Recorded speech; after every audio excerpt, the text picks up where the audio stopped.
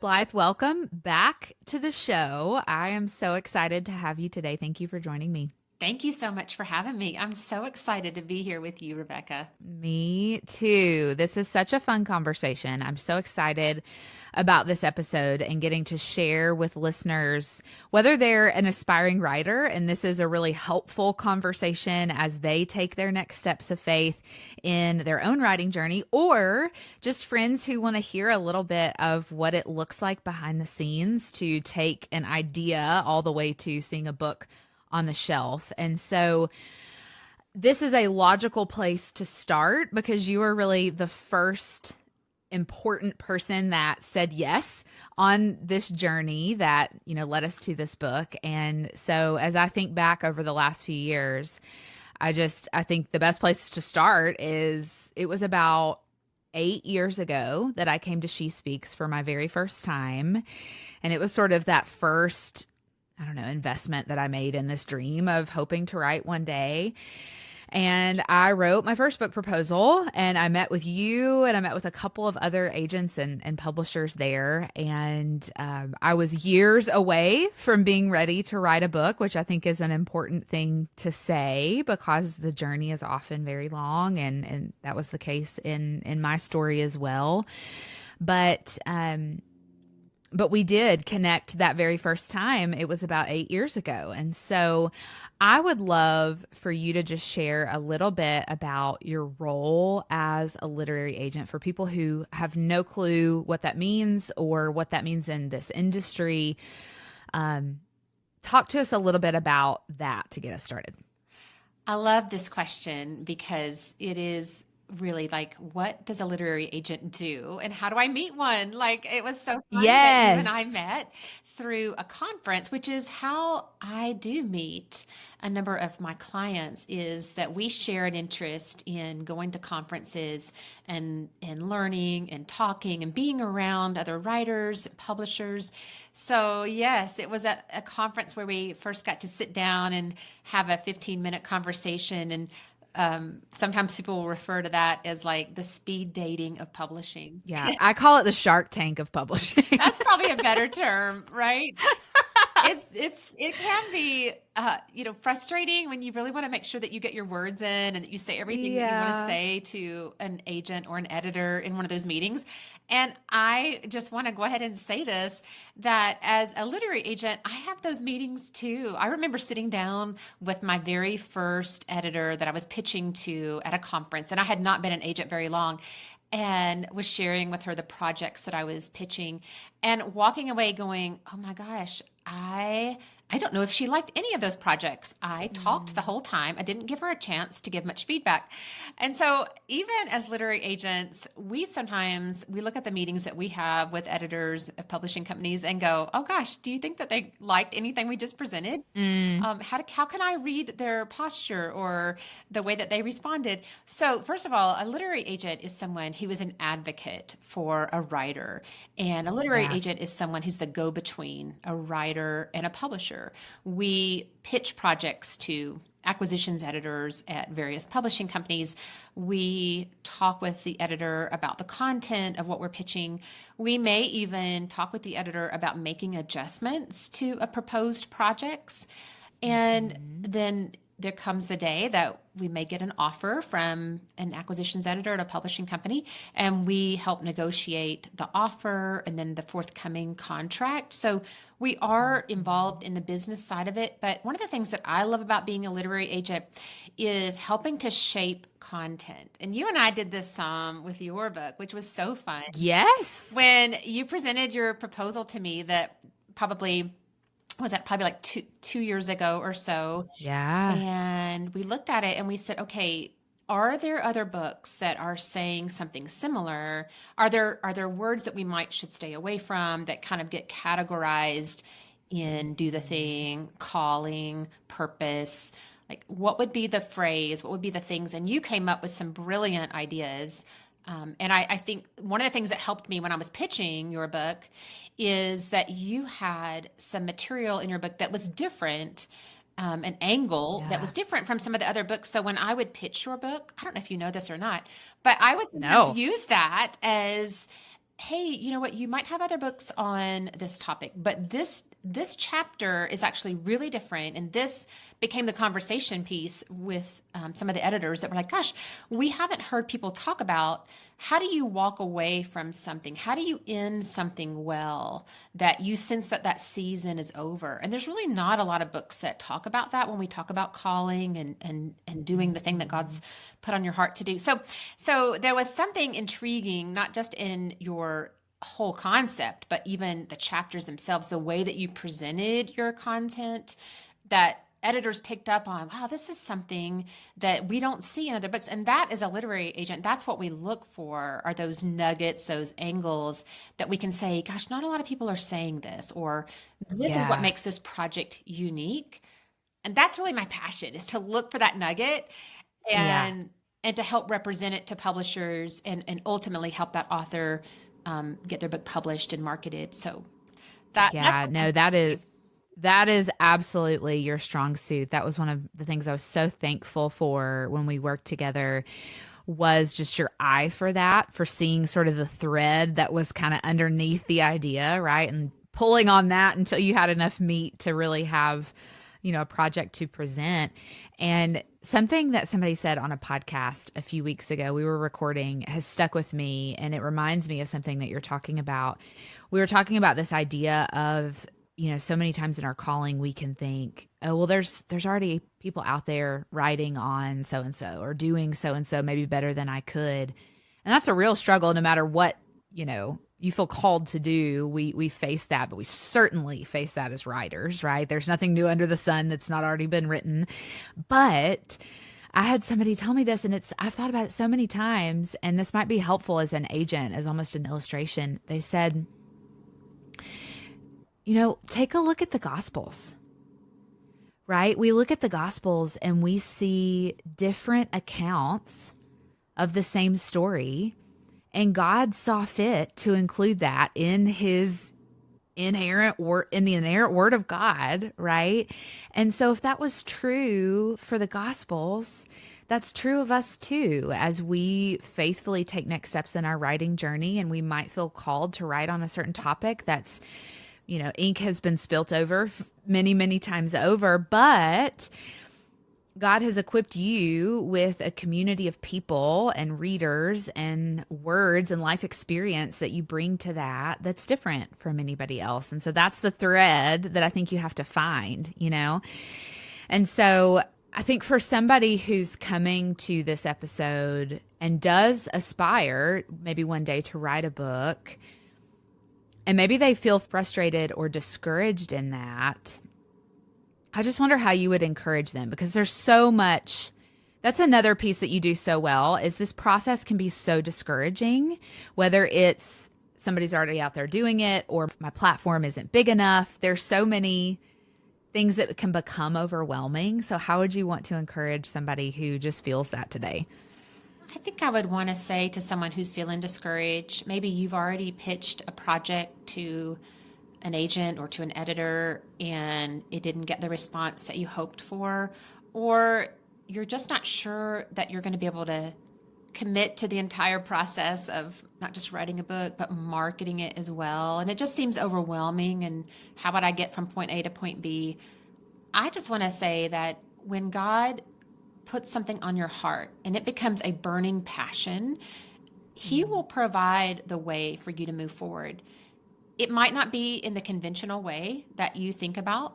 It might not be what your friends or your peers have done, but genuine, care for a message that God's put on your heart that he wants you to share. He will shepherd that well with you when you submit it to him. And so I think sometimes we all can kind of get caught up in it should be done this way, or this is how I've seen others do it. But God, he doesn't do the same thing twice, right? You think about all the different writers that are out there and all the different books. There's typically not a duplication of exactly the same experience, exactly the same publisher, exactly the same author. So God looks at us as individuals, and I do believe that he looks at every individual book as unique. And so maybe your path isn't going to be what someone else's is, but that's okay, when you submit it to God, because he will take you places that you'll never be able to get to on your own. And he'll open doors for you when you submit to him. I think the one thing that I see people doing, and I've been guilty of this at times too, is striving. And when we strive to do something just maybe in our own ability, it doesn't typically go anywhere. But when we hand it over to God and pray and ask him to open doors and ask him to introduce us to people and ask him to take what we offer, I believe God honors that in a way. It really reminds me of some of the Gospels that you're talking about, which I love. I've been reading through just the various accounts and noticing things that I haven't noticed before. And one of the things that I was noticing recently is that when the disciples, when fear came in, that's immediately when Satan would try to distract and disrupt and destroy. And so if we can guard against fear in the process of writing, in the process of putting ourselves in front of other people, we'll do a lot of good just wiping out fear and handing things over to the Lord and recognizing his sovereignty.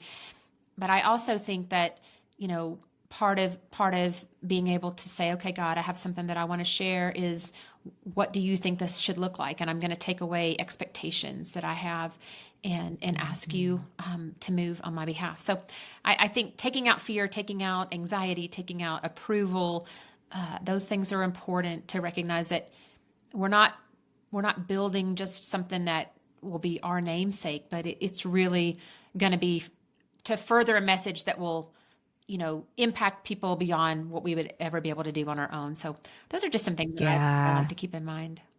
Oh, I love that. And I think one of the wisest things that you have told me and other people in the industry have told me that has served me well in the last couple of years is just that idea of holding everything with open hands and surrendering it to the Lord, right? Because there's so many points along the way that, maybe an idea might shift or a publisher's expectations might be different than, your original idea for a certain chapter or theme in the book or whatever.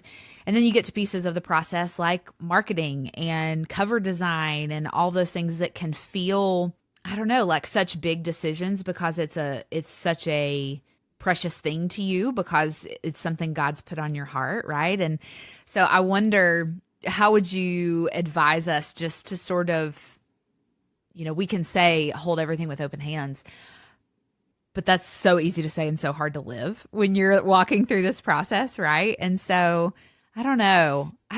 That's not even a good question, more than it is me calling out that matters so much as you walk through this process, I hear you. And I sense that is something that people struggle with. It's not just even getting a book contracted or written. It's all the other details.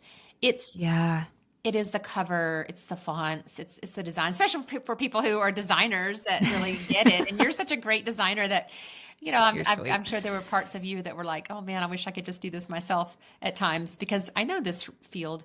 But, I think for many of us, just this idea that, we can get caught up in the things that are on the outside, but really what's most important are the words that are on the inside and how accountable we are for those words, because there's a level of accountability when God entrusts us with something and it gets birthed.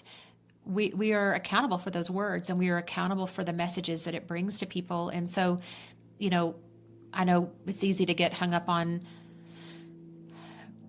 titles and subtitles and covers and all. And sometimes that can distract us from people really buying the book because they like the content or they need to know about the content. And so, I think just remembering that when people are hungry, how are we reaching them with the needs that we see? And some of it comes from our books. Some of it comes from just submitting articles and doing the hard work of meeting needs in places that, maybe it's a speaking event or sharing with a group of women or a group of girls or men's Bible study, like whatever it might be, where we can actually go to people and share with them even if it's not a place that's going to bring in a large exposure, or that it's not going to necessarily sell books, but it's going to be a place that God's called us to reach. And so remembering that a lot of times the things that we care about, others aren't really noticing as much,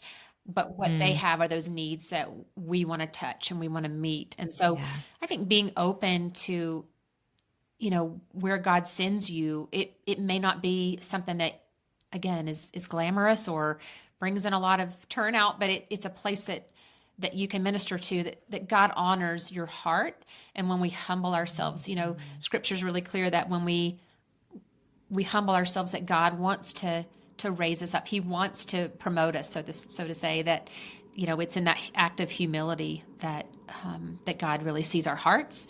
And every time that I've seen authors, or that I've been a part of something that others may look down on and say, well, I'm not going to do that, or that's not, something that is a good investment of my time. I think that I see more opportunities for us to grow as authors when we humble ourselves and put ourselves in places where we allow God to do things through us and in us. And so I'm just encouraging those who are listening, and speaking it for myself as well, that looking ahead at what God has for us is writing, of course, but can also be places of ministry, can also be places of meeting needs that we might not have expected when we set out to write a book. Yeah. Yeah. And I think sometimes we can look at an open door or something that, God puts in front of us, and we can see it as insignificant or mundane at times, like you're saying, when I just don't think in his eyes, he sees it that way many times. And I think there's doors in front of us every day, and divine appointments that God puts in front of us every day to encourage and equip. And those, in the trenches of our everyday life are no more or less significant than seeing a book on a shelf, And so that matters so much. I love that. I also think that one of the things that has helped shape me to really try and hear from God and sense what he's been calling me to, both personally as an author and as a literary agent, is asking God, what do you want me to write? What do you have for me in this season? Where do you want me to go? And I think sometimes we say that we're going to pray over a project or an idea, and we might spend a short amount of time praying and more time outlining and writing. And I'm just stating it out loud for myself and anyone else that feels like this is for them, is just to be able to more consistently ask God to open doors and show us in our own personal prayer time, like, what do you have for me, God? And be willing to shift and lay something down when you discern his voice. I mean, he speaks to us through Scripture, but I also hear his voice as I pray. And sometimes I'm not even expecting to hear it. I might be doing something and he totally interrupts, and it's just so obvious that he's speaking. And so being willing to risk, and being willing to just invite God daily into the process, not just maybe at the beginning or as a book is about to be launched, but just that constant communication with God of, is this what you have for me? And what else do you want to show me? What do you want me to focus on that I'm not? And I think those are big moments that God honors us when we do ask him those questions. Yeah, I do too. There's a quote from the book that's coming to mind as you say this, because I think so many times we can feel like it's all on, or it's all up to us, and just inviting him into every step of this process is so crucial. And the line from the book says, the outcome is his, the obedience is yours, right? Yeah. He is sovereign over every detail of the process. Our job is to take the next logical step of obedience over and over again as he continues to lead and direct us. And so that's such an important truth to remember. And so as we get so much closer to getting to hold the book in our hands, the day that this releases will be launch day, which is so exciting. I wonder, as you think about the topic of the book and just what God says in his word about our calling and connecting our gifts and talents to how we're building God's kingdom, what makes you excited as you see this message come out into the world? I am so excited about this book because I think you speak to the heart of what many of us have felt, which is, I don't know if I have what it takes to do what I feel called to do. And you mentioned this earlier, was if there's other people that are already doing what I want to do, what does it matter if I do or don't do what's on my heart? And it isn't that God needs us to do something for his kingdom just because he wants us to work hard and, and put ourselves out there. But what would happen if you didn't do what's on your heart? And I think you're inviting us to explore that in this book, Do the Thing. I also feel like you've really helped us work through the steps to consider. And it's not big and lofty. It's very practical and tangible. And I love the way that you just draw us in to what is uniquely put on our hearts and how we match that up with what God's word says. I think so many books can sometimes feel like this is the steps and this is what you're supposed to do, whereas you invite us in to have some white space and ask God, what does this look like for me? What are you saying in this passage for me specifically to do the thing that you've called me to do? And you've empowered women because you have done this on your own. So first of all, you have some experience to share.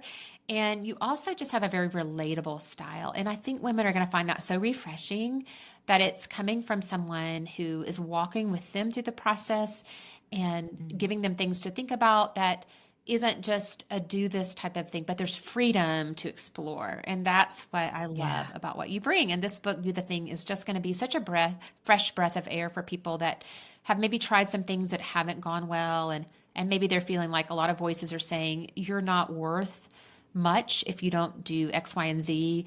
And you've dealt with things in your own self-image, and you've dealt with things that you talk about where people can see that this isn't an equation to excel or be successful or be known. It's invitation to partner with God in your creative aspects. And I love that.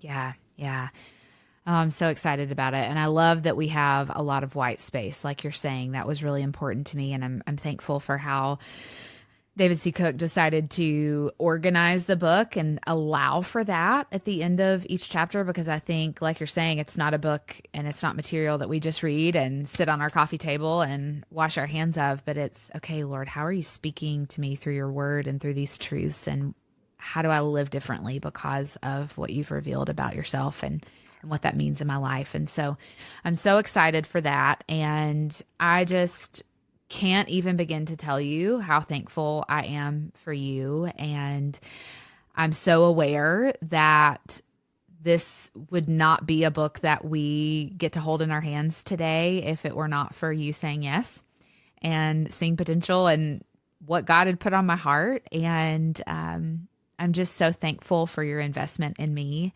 and how that has just paved the way for God to do a work and open the door for this dream to come true. And so I cannot say enough how grateful I am for you. Thank you so much. And I'm so grateful for you, Rebecca, because you really you've been a humble servant. You've been a servant leader. And I love the fact that when we met, you knew you wanted to write and you were asking God, is this the book or is there a different book? And I know we went back and forth a little bit with topics and ideas and your place of ministry at those times.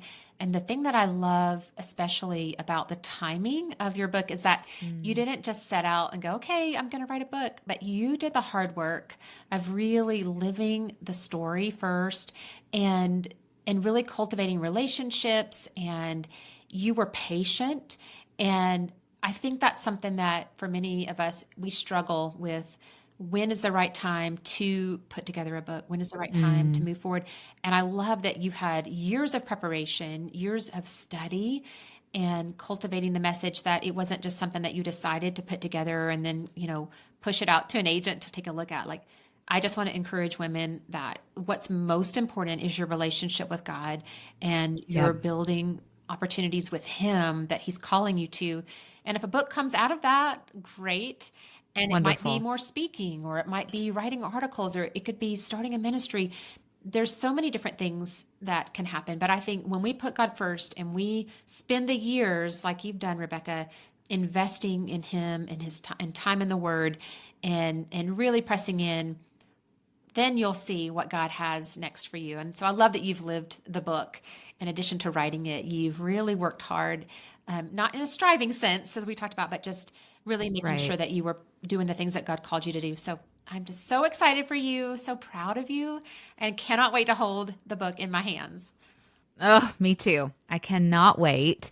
I'm so thankful. And yeah, it's just a timing thing. It's a God's timing thing. And I'm so thankful that I didn't write the book that I probably would have written back in 2015. I was not ready, right? And so to the listener who feels discouraged, just keep taking one step in front of the other, because I can now see how God was preparing my heart and forging things in me that were very necessary in order for me to write this book that I couldn't have written 8 years ago. And so that's a very important part of the process. And so I'm just thankful for his timing and thankful for you. And I'm so excited to share this episode with all of our listeners who just want a little bit of a taste of the behind the scenes. There's a lot that happens behind the scenes of any book that you hold in your hands. And so I'm so thankful to get to share the stories of the people that got to be a part of this project. And Blythe, you were the first, like I said, the very important first yes that led to this project. And so again, thank you so much for being with me today. Thank you. What an honor. Next up, we will be sitting down with Julie Cantrell.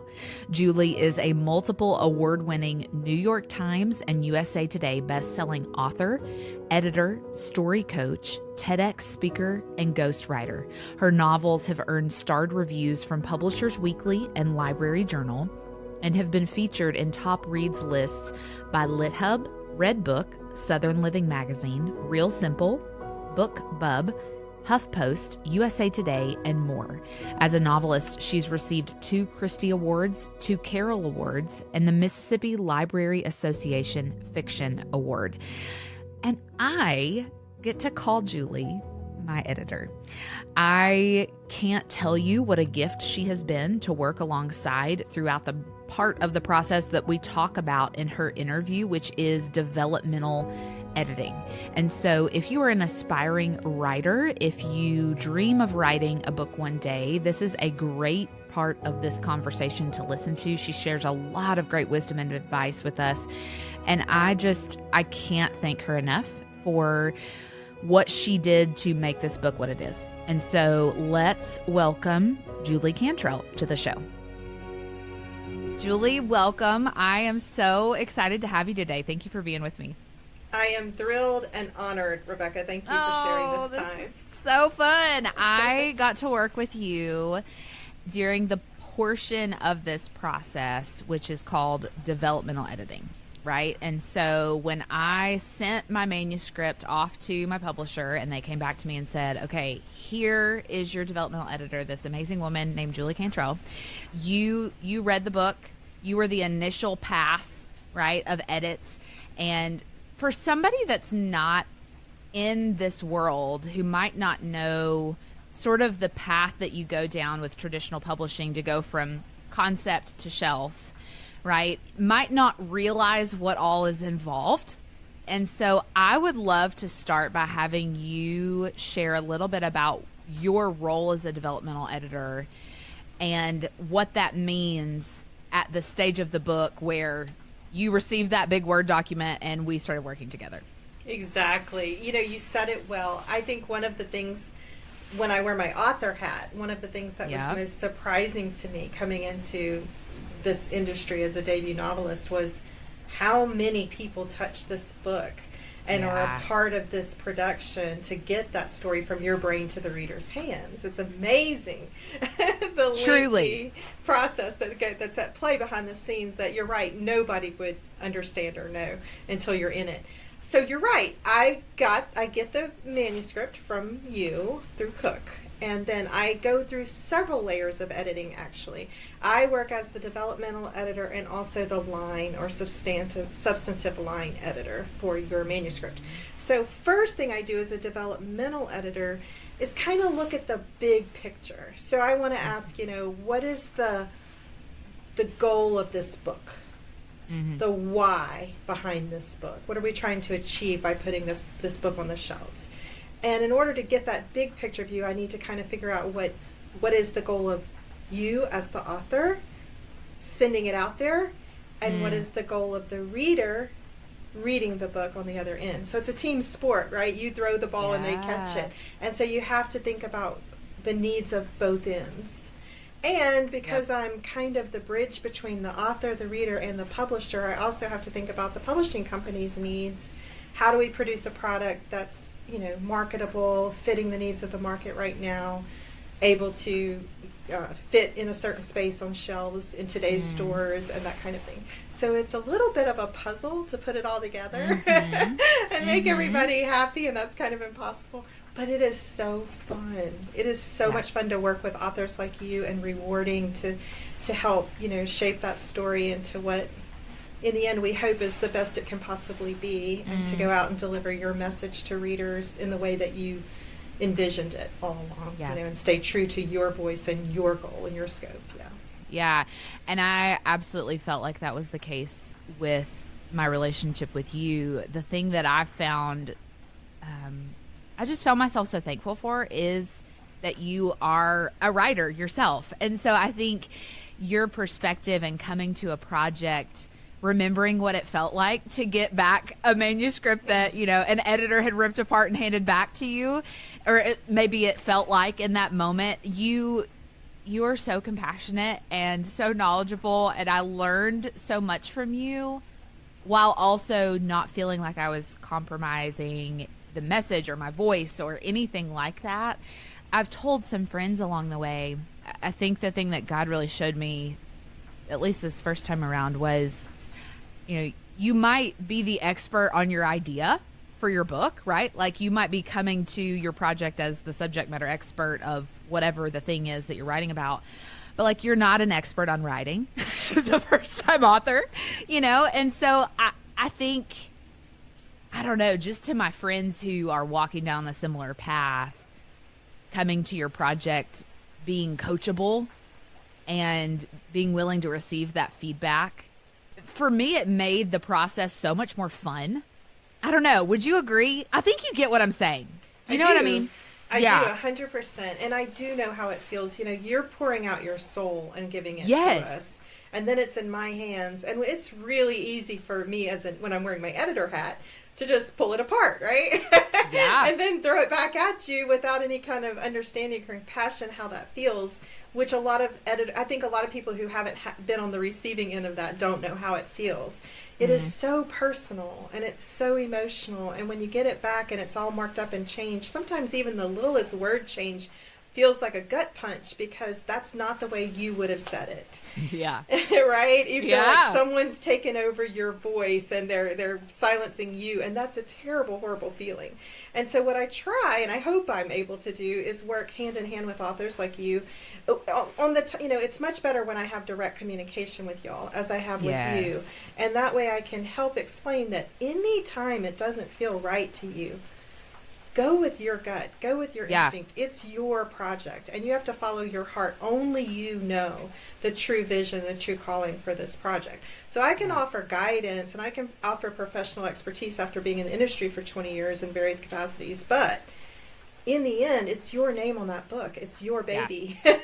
And just like a parent with a child, doctors can give you advice, teachers can give you advice, but they don't know your child better than you know your child. So I see it as a mother-child relationship, honestly, with you and your book. It really is. That's a good way to put it. And I'm thinking, again, of all my friends listening who dream of writing a book one day, or maybe they're at a various stage of this process right now. As you look back over your journey and all the authors you've worked with, what would be some of your advice to someone walking down this path? Well, I do have a little advice for that. I came into it so green and not knowing anything, and I learned kind of after diving in the deep end how to swim, which is one way to do it. It happens, and I'm a perfect example of that. But if I were to come into the industry today, I would take some time to really dive deep and learn kind of how these steps work and what to expect, and talk to people about what the best way is to work with all the people involved. I would learn to choose my battles. I think sometimes people let ego get in the way, not you at all, but even I have as an author gotten offended at times, by feedback, and thought in my early years, I would take it personally every now and then. And I had to learn to choose my battles and which things to listen to and which things to kind of hold my ground on, which is fine. That's how you should get, Yeah. But if you fight back about everything, if you're making it about you instead of about the story and the reader. And so I think ultimately we have to remember it's really about the reader. It's really about the value we bring to them. That's the whole point of writing and publishing a book. It's not about us as authors. It's about what we're doing to help our readers find the answers that they're looking for to the problems they have in their lives. So that's what we have to keep front and center. Yeah, I agree. That's so good. Okay, so you have read every word of Do the Thing. You were the first pass, and so you are very familiar with the message of the book. As you think about just it getting into people's hands, what makes you excited about the message of Do the Thing? Yes, I have read it multiple times and do many know times. every word of it. Because that's how it works, right? There's many drafts that go back and forth. That's how it works when it's a team effort, when it's a true collaboration. So, what excites me about this book and about you and your message in general to people through your podcast and all of your other speaking and everything is that you're encouraging and uplifting and elevating women, which is near and dear to my heart, in a way that you're banking it all on the foundation of Scripture, which gives us the power to say, yes, God created us to be the fullest being we can be.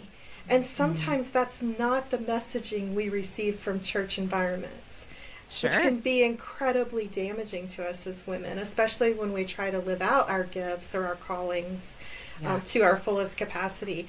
And so I love that you're encouraging women to empower themselves and embrace the gifts that we've been given, but to do so in a way that's humble and genuine and generous and service-oriented. It's just a beautiful message that I think women need, especially in church circles, to hear every day of our lives. Yes, so I honor you for that. Thank you.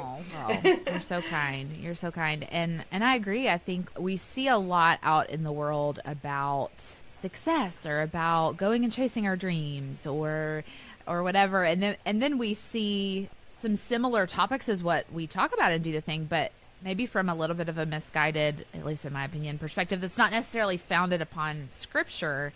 And so I just remember reading some of those books that we see out in the world that might be very popular and just walking away thinking, okay, that might make me feel really good in the moment, but it's maybe leading me to broken cisterns that are going to run dry, right? And so how do I point myself back to Scripture and see what does it actually look like for me to use my gifts and talents to the glory of God, to cheer other women on in my industry? God's called them to a specific lane that might be parallel to mine, but like both building the kingdom of God. What a gift. And so how to see all of that rightly and some of the challenges that we face as women when we do that. And those are real. And so I am so excited about it. I can't wait for it to get in everybody's hands, which it will be today. Like when people are listening to this, they will have it in their hands, which is so exciting. So me too. That's very exciting, and I'm proud of you for sure.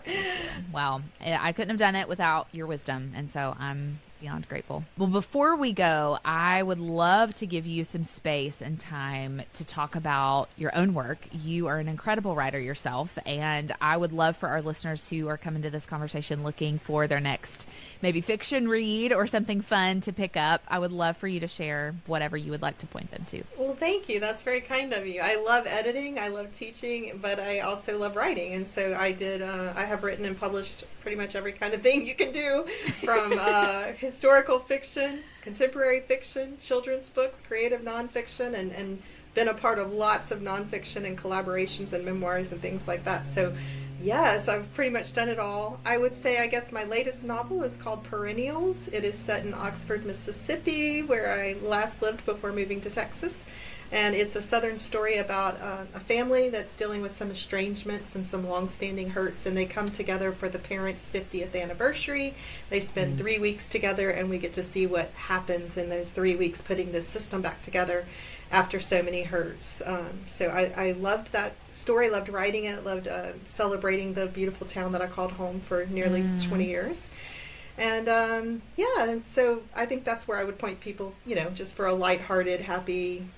It's still deeply emotional. I write character-driven, emotional drama kind of stuff, but that would be an interesting place to start. If they prefer historical fiction, Into the Free was my debut, and that's set in Depression-era Mississippi and explores a coming-of-age tale about a girl growing up in that era with a lot of dysfunction, generational stuff to overcome. So either one, take you different directions.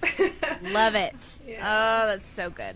Julie, I have told you this a million times, and I'll say it publicly. I could not have done this without you. This book would not be what it is without your help and your wisdom, and I just consider myself so blessed to get to work with somebody like you the first time around, right? Like I always look back and think like, what a gift from God. Now that it's getting into people's hands, it's just exciting to look back and think like, man, God orchestrated even the smallest details. And so I'm grateful. You're very kind to say that, but I don't deserve that praise. I think Susan and Stephanie and the team at Cook have pulled together such a great circle of people and talents.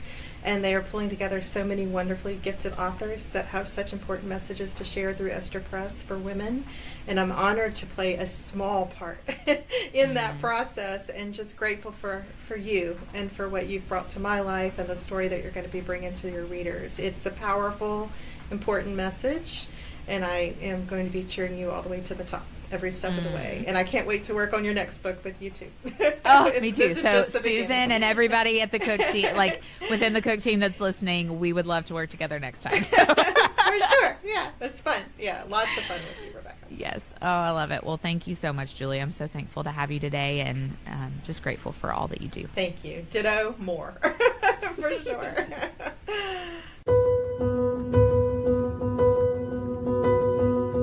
Okay, I'm so excited about our next guest on this episode, Susan McPherson, author, acquisitions editor at David C. Cook. Specifically, Susan acquires authors that will fall underneath the Esther Press imprint, which is the imprint underneath David C. Cook that Do the Thing is underneath. And so we get to have what I feel like is a really helpful conversation about this part of the process. So if you are an aspiring writer, this is where I would encourage you to get out pen and paper, because Susan shares so much wisdom about what the process looks like. I think sometimes it can feel ambiguous to somebody who desires to write a book but doesn't know where to start.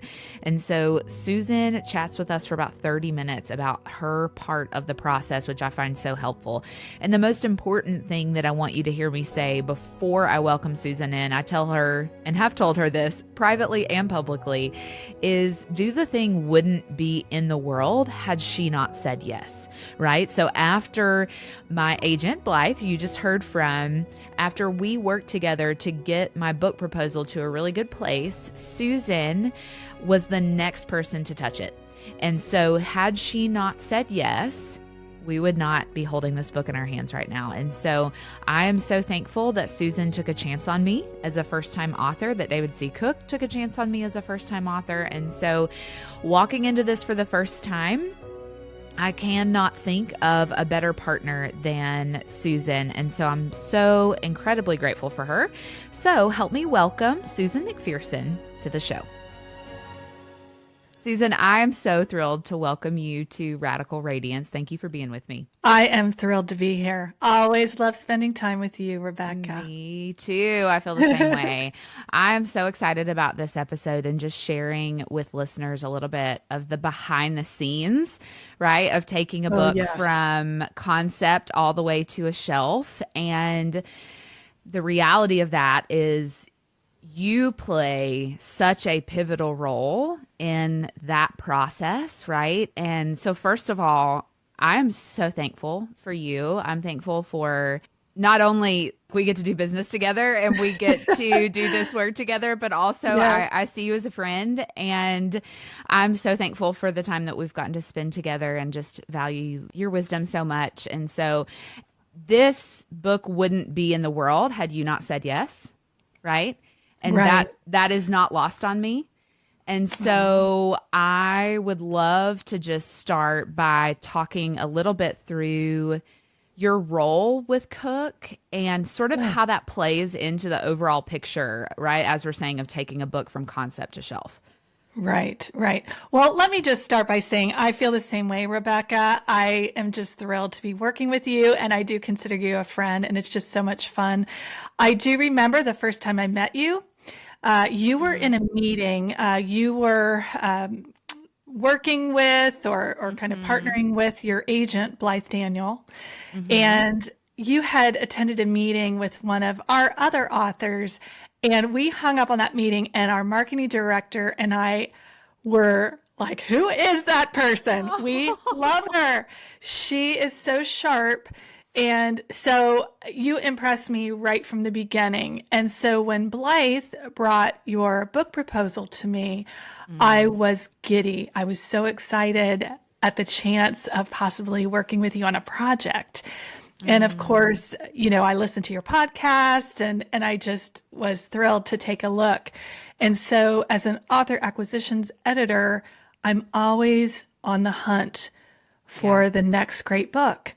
And as the lead on our Esther Press Women's Imprint, where we are looking for books that equip women to walk courageously in the truth of who God created them to be, do the thing, absolutely hit the nail on the head of what we're trying to do at Esther Press. Yeah. And so we were super excited. So my role initially is really to hunt down some good projects.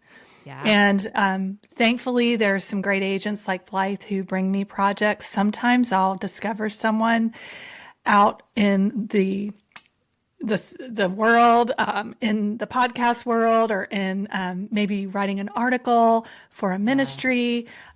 So that's really what I do. And that's kind of the first step of getting your foot in the door at a publisher. Yeah. Okay. I love that. I'm thinking of all my friends listening who aspire to do this one day. What does that look? I know we're going to talk a little, we've already talked a little bit about this in our conversation with Blythe, right? Because step one, typically within traditional publishing, would be go out and get an agent, right? That would be step one. And so I'm wondering, what advice would you give aspiring authors that might prepare them well for this process? So let's talk about the agent first. Yeah. So most publishers do not look at unsolicited book proposals. So getting an agent is really helpful for getting your foot in the door. I always tell aspiring authors, get around the people who are doing what you want to do or who are in that industry. So writers' conferences typically have agents that are doing appointments and interviewing potential authors. I think that's how you met Blythe. That is how I met Blythe. And I'll share, the 60-second version of that. I went to She Speaks in 2015 and met with her. And it was You Have Potential, But Not Yet. I went back in 2018 and got the same feedback and worked 2 more years on my idea and building my platform and all of those things, and reconnected with Blythe when I interviewed her on my podcast about one of her books that she had written. And it was at that point that we both agreed, okay, I think there's something there and I think you're ready. And so let's explore this together. And so I say that to say it was about 6 years between the time I initially met the woman who would become my agent one day to the day that I actually signed as a client with her. Now, I sensed the first time I met her that she was going to be a part of my story. Did you? I truly did. Now, those are the things you don't say in a 15-minute appointment the first time you sit down with somebody. Exactly. Right? But I just felt like there was something there with us, and I just initially clicked with her. She's an incredible incredible woman. And Yes, I've learned she so is. much from her. And I always felt that way. And I just really surrendered that to God. Like, God, if you see fit for us to work together, you're going to work out the details of that. Right. And I it was love 6 that. years later that it happened. So I say Slow that and steady. set the tone for reality of what actually Thank happens. you. That's great. Slow and steady wins the race. It really, really does. And it's not easy to even get your foot in the door. This is the perfect example. 6 years it took, but it was that slow and steady push through, keep working, keep writing, keep thinking of ways to share your message, and it happens. But patience is key for sure. Yeah. For sure. I love it. So once I decide on a project that I love and I get very passionate about it, and I remember sharing with you, I just see big things for you at Esther Press as being a really strong voice for us and for coaching women and inspiring women. I take it to our pub board. We have kind of a 2.5 step process. I'll say it like that. Sure. And so I present your proposal. I always liken it to the Shark Tank. I really am kind of that. That is it. I'm going into the Shark Tank. They are going to poke holes in everything about what I'm presenting. So I need to really prepare and make a case for the project that I'm so in love with. So all those I also elements. stop and say Yes. that the reason they poke holes in it is because while this is ministry work, and there's a tension, right? I think in the Christian publishing arena, in our little corner of publishing, because not only is it very valuable ministry work, it is also a business. It is.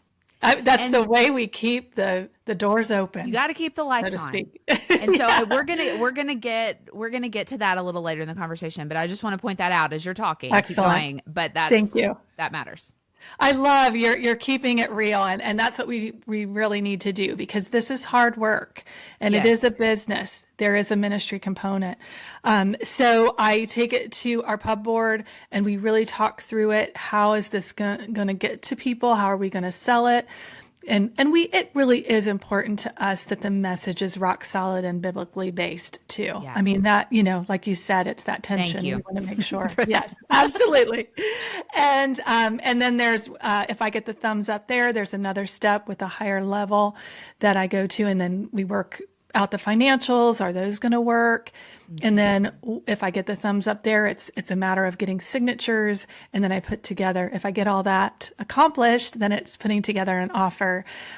My goal, Rebecca, as you know, is to build long-term relationships with our authors. I'd rather dream big with our authors and just continue to do fun projects. With you, we got you for 2 books. So I'm super stoked that we get to work on another project. I'd rather be doing that than just trying to find new authors all the time. Of course, I'm always going to be doing that. But people like you, we just love to be part of our family. So once that happens and you sign a contract, then there's a whole process of editorial, creative, and marketing that we walk through to get your book on the shelf, so to speak, or on Amazon, as we say, or Christian book, or on the online retail circuit. Yes, I love it. Okay, that's so helpful. So for somebody who maybe they have an agent, maybe they don't yet, what do you look for when, you're digging through your inbox, which I'm sure I don't even want to know what your inbox looks like on a regular basis. And, what makes you look at a proposal and think, okay, that has potential? And in that, what encouragement would you offer listeners about the importance of, I always call it the P word, right? The platform word. I do too. And how do we see that rightly as we walk into this? First of all, unique concepts always stand out to me. Yeah. Things that are different than what's already out there. It is a crowded marketplace. Yeah. It really is. So I'm looking for unique takes on even books of the Bible, or, if we're looking at a Bible study. I'll give you an example. Katie McCowan wrote a book for us called She Smiles Without Fear about the Proverbs 31 woman. Well, the Proverbs 31 woman has been written about over and over and over, but Katie had this whole new take on, smiling and laughter, and it was just a really fresh take. And so it stuck out to me. But those kind of things are really important. The other piece I really want to stress to aspiring authors or, established authors, just always know your why. Number one, why do you want to become an author? It's a lot of work. Just make sure that your intentions are pure, especially in the Christian space. It can be almost the hardest space. I agree. People can be super critical. So make sure you understand your why you're doing it personally, and the why of your book. And that really takes you into, what is the felt need that you really want to address? Is that a relevant felt need? Has that been addressed a million times over? What makes it unique? And then going into the P word, the platform, that's scary for everyone, because a lot of people see platform as promoting yourself and, just something more egotistical. It doesn't have to be that way. You do it so well. Your platform is all about your message. You're all about a servant heart. How do I serve my listeners? How do I serve my followers? And that is where the platform is just so important, because we're here to make Jesus famous. Yep. And if you can keep that at the center of everything you do, I think that is a healthy way to look at platform. And really, for aspiring authors, some of the things that I encourage them to do is to get out speaking. Yep. Get out and just start connecting, even if it's just your local MOPS group, just smaller gatherings. Really start connecting with women. I remember back in my day, the big conference, it was really the only conference in town. It was Women of Faith. Do you remember that at all? Yes. You're probably too young to remember a lot of it, but sure. I remember I would hear Sheila Walsh or Patsy Claremont speak, and I had to take them home with me. So I have their books on my shelves, once you start connecting with women, and then it's kind of a two-way street. You're really tapping into what women need right now and how you can minister to them. So I definitely think speaking, when it comes to social media, Rebecca, it really isn't all about the followers. It's all about the engagement. It's really how are you engaging? So I might be interested in an author who her following might not be huge, but I look at like the women that respond and just what they're saying about what she's ministering to them about. And so that's huge. Email lists are really, really big. The more you can build email lists, writing articles, really tapping into the different, opportunities to write articles for ministries. And then one thing, and this is super, super businessy, but one thing that you can do is start kind of developing something on your website or something where there's a transactional element. So I'm not crazy about that word, but sure. Where let's say you have a downloadable guide of some kind where you can, even if you sold it for 99 cents or something, where you can kind of gauge interest in people purchasing what you have to share. And that's always, it's kind of a tricky thing. But I remember there was a homeschool influencer that I was looking at on a project, and she had done this amazing, it was a downloadable. I think she sold it for $2.99, but it helped homeschool moms kind of slow down, and it really gave them a map on their day and their week. And I'm telling you, Rebecca, when I was looking at her book proposal, she had sold 20,000 copies of that. And it really showed us, the publisher, that she had really tapped into the needs of her audience. So Yes. Does that make sense? It absolutely makes sense. And I think, I can speak to my own part of that in pitching. I think this project was done when we pitched Do the Thing. We call it the Shine Bright Journal that we gift to anybody who signs up for it. It's a free resource, and Love listeners that. who are listening to this conversation have heard the ad for it probably 472 times. But it's a resource that I created that I gift away on my social media. We do podcast ads for it, and the purpose is twofold. One, we want to serve our audience really well and gift them a resource that will get them in the Word and help them process what does it look like for us to radiate the heart of Christ in all that we do. That is the main number one goal. The Love secondary goal of that is, I won't hide the fact that it builds my email list, right? Right. And so I'm able to articulate to you, Susan, I've created this resource for the women of my community. Here's how it serves and encourages them, but here's the numbers, Exactly. It really does help. And it helps me in building my case for the Shark Tank, right? That's right. There you go. And see, what I love that it ties into your brand. That is, I want the listeners to know Rebecca is such a perfect example of branding. Even with Do the Thing, with the book, you'll see the cover. Rebecca was very involved in that. Everywhere. She just has branded it beautifully. And wait till you see the videos that we did that go along with the book. They're so good. And they're branded too. So it's just a beautiful user journey for those who read your book. And I'm super excited about that. Yeah, me too. And I hope people who already have been a part of Radical Radiance or know me online would, and I think this is true, I think they will see the cover of the book if they haven't already and say, oh yeah, that's Rebecca, Exactly. Oh yeah, that makes sense that would come out of this ministry.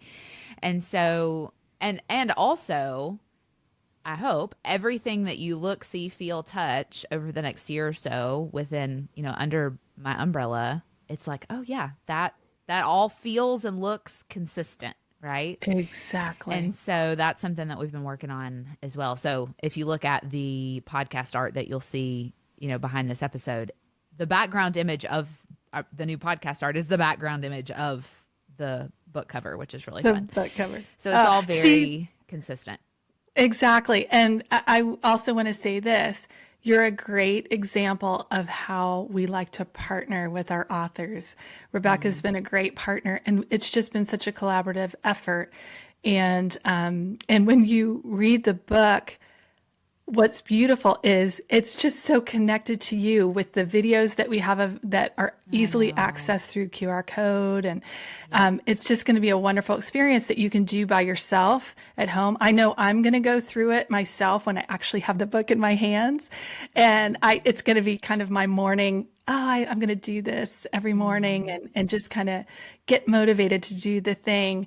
Or you could do it with a group if you wanted. Yeah. So it's really a great project. I had a coffee shop reach out to me. I have a lot of things to catch you up on when we get off this call. Okay. I had a coffee shop reach out to me the other day, and they are hoping to do a summer book club and go through it together and kick off each session with one of the videos just with women in our community. And so there's so much opportunity for that in the way that you've packaged not only this project, but there's several others. She Smiles Without Fear that you mentioned earlier was very similar in structure. And so are some others. Rachel Gilbert, a good friend of mine, she was recently, by the time people listen to this, she will have recently been on the podcast talking about her new book, Image Restored, packaged very similarly as well. And so I'm not only cheering for Do the Thing, but there's lots of resources coming out of Esther Press that are similar in nature for those who are looking to lead a group through some sort of love setting. it. So and you can do it on your own too. That's the beauty of it. And we really wanted to address the busy woman and just make something that meets her needs that she can do easily. Yep. Yes. So I love it. very good. I love it. So and it's exciting. free. I think we've said that, but it's free. The video content is a free resource to those who buy it, which I think is a really unique thing that I don't see elsewhere in the market yet.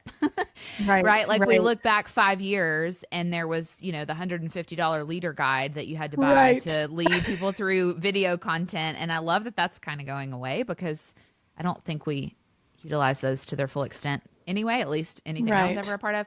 And so I love that, there's at least something to kick us off and some really robust content that will help when we want to lead people through something. So exactly. I love that. Okay. Excellent. I am excited to hear when you look at your role at Cook, what do you love the most about the role you play, seeing a book come to life? Well, I am a relational person, so I love getting to know my authors. I walk you all through the whole process. I attend marketing meetings, and sometimes you probably get sick of seeing my face at these meetings. But I like to be involved. Yes. So I leave all the marketing to our marketing folks, but I like to just have kind of my toe in the water so I know what's going on, so that if there's anything you have questions with or you want to address, you can come to me first. So I love that part of it.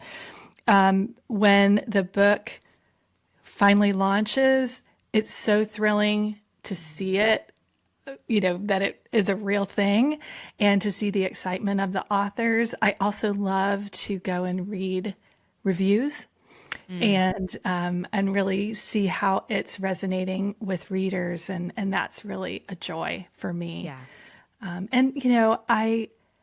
I really feel that my role is a calling, Rebecca. We're a nonprofit publisher, so we have a global mission. With Esther Press, our mission is to serve women around the world. And I can't announce this yet, but we just connected and officially decided on our first key partner to support. Part of the proceeds of sales from Esther Press books are going to be supporting women's ministry in Uganda. I can't say the name yet because we haven't made it totally official, but it's super exciting. So there's this missional component to all that we do, which is different than any publisher out there from what I know when it comes to serving women in ministry around the world. So that is really at the heart of what I do. So I feel like this is a calling, and some days I just pinch myself that I get to do this, and I'm serving the Lord and making Jesus famous. So that's the best part. Yeah. And I mean, you get to look out in the market and see, like, okay, what talent can I bring in? What voices can I bring in? Right. That are going to shepherd people as they continue to walk faithfully with the Lord and in their calling and with their body image and in their marriage and in their friendships and in their churches, right? I love the Shark Tank analogy, and from a business perspective, that's so good, but you're almost a shepherd, right? Like you are shepherding women through this process, and not only that, but the byproduct of that is those women get to shepherd the church and into these conversations that we get to have. And so you play a pivotal role in that. And the way that you view your role and the way that you are so involved, to your point earlier, was one of the reasons I was so excited to work with you, right? Because I just sensed something different within the Cook team. And similarly to what I said about Blythe earlier, and I just really sensed that somehow we were going to work together. I felt the same way about you.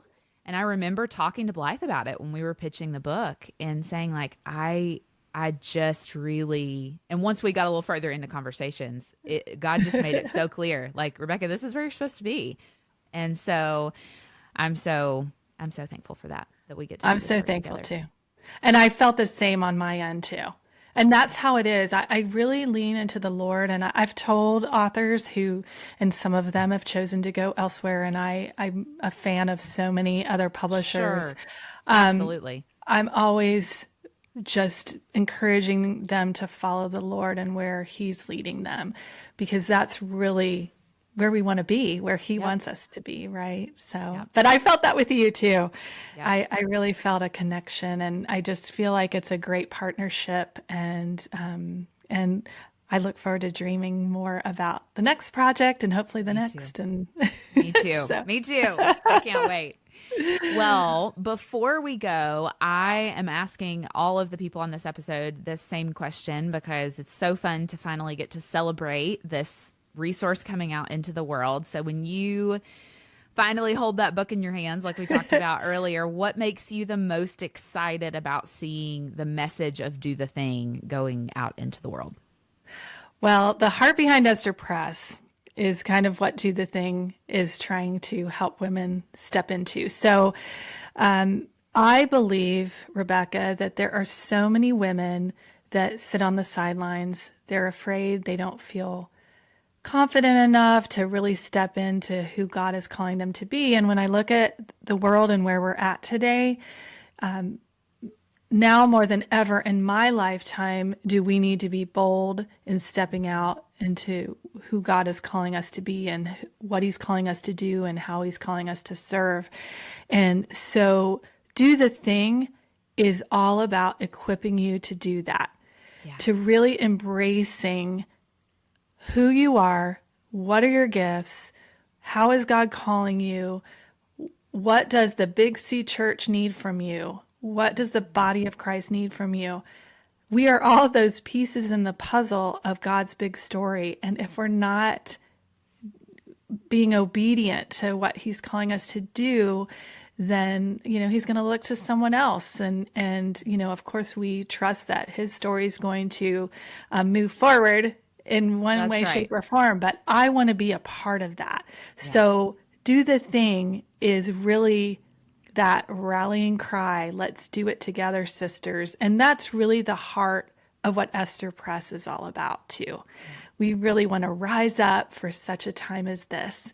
And so I'm thrilled about Do the Thing. Like I mentioned before, the videos that you can quickly access on your phone with a QR code as you work through the book, they're amazing. You will be so encouraged by Rebecca and her message. Well, friend, I am so thankful to get to see it come out into the world and get to see what God does as women go through. Like, that's the whole goal, right? Like, I didn't give 2 years of my life to this, to not, like, we are praying that God does something really big in the lives of women as they walk through this material and they take next steps of obedience.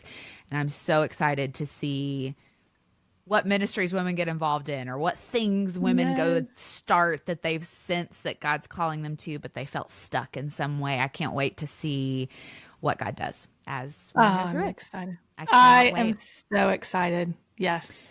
Well done, my friend. Well, thank you. As I've said, I can't say this enough. It is not lost on me that this would not be out in the world if it were not for you and your yes and your belief in me and the message. And so I'm just incredibly thankful for that, and just so excited that we get to share a little bit of how the sausage is made with people in this episode. And so thank you so much for joining me. Thank you. It was an honor. Loved it.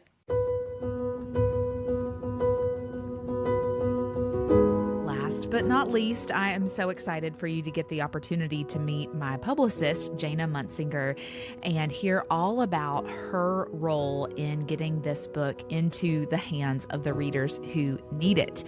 After spending just so much time getting the message right, I was so honored to have someone to work with like her to continue to put the book in front of media outlets and podcasts and opportunities to write blogs and things like that to get the message out in the world. And so I couldn't share all of this wealth of knowledge without including her as a part of this conversation, because her role is so pivotal in the launch of a book. So help me welcome my publicist, Jana, to the show.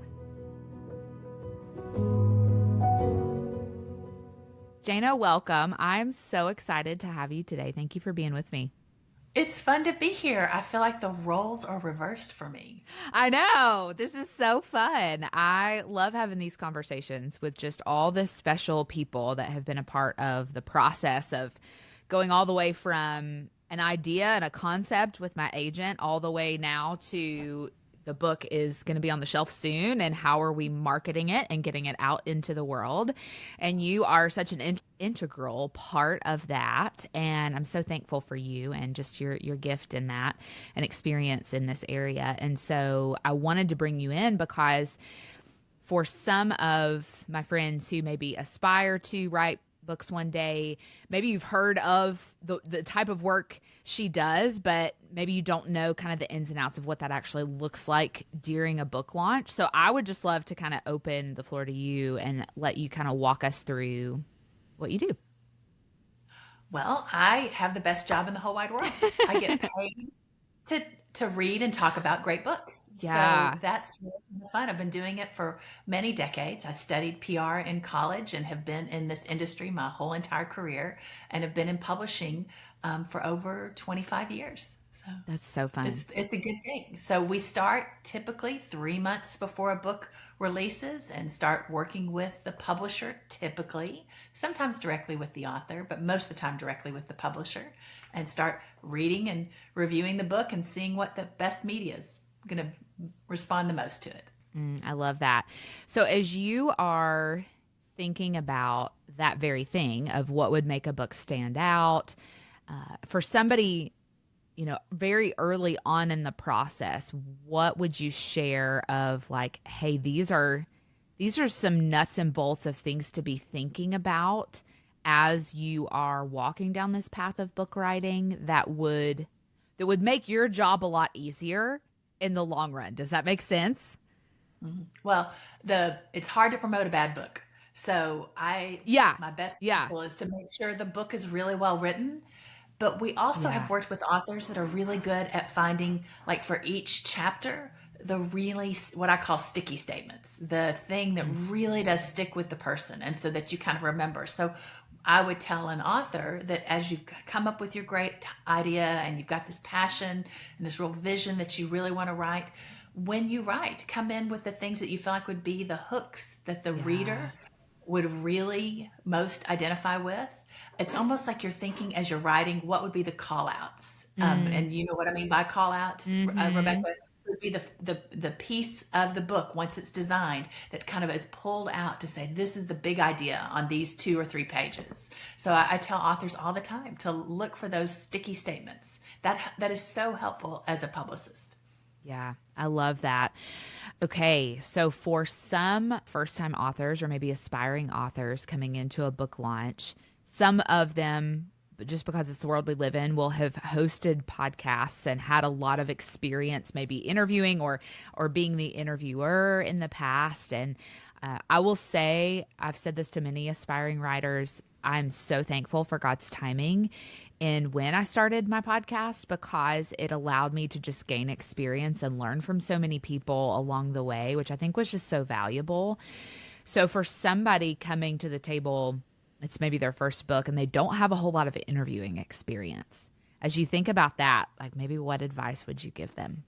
There's a real strategy about how to be a good interviewer. You need to make sure and have your statements concise and very specific. You need to make sure that it is memorable. So we tell authors, especially someone who's new doing this, is to write down, have notes that literally are on your desk, so you remember these are the stories that I want to tell. When they ask me about these specific things, this is the story. And you may say, I feel like I'm telling the same stories over and over again in the same interview. That's how you get good. I also say practice. And if you're doing this on your own, have interview questions that you practice with someone in real time until you feel so comfortable telling those stories and reminding people of the sticky statements, talking over and over again what the so what. That's what we look at. What is the so what of the book?